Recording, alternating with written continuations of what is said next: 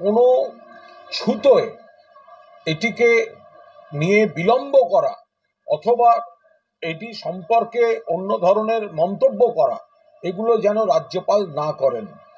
উনি যেন মনে রাখেন যে মহারাষ্ট্র থেকে শারদ পাওয়ারও বলেছেন যে এই বিলটা একটা মডেল বিল, এটা মহারাষ্ট্রতেও দরকার।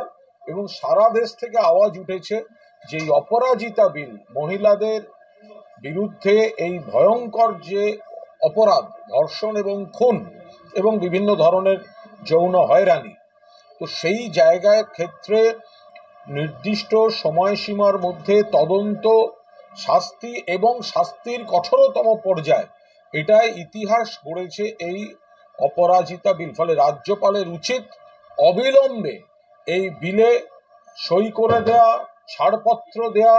যদি তার কোনো অন্যথা হয় তাহলে তার মানে এই দাঁড়াবে যেহেতু রাজ্যপালের বিরুদ্ধে এই ধরনের মহিলা গঠিত অভিযোগ আছে, সেই কারণে তিনি এই বিলটাকে নিয়ে জটিলতা তৈরি করছেন।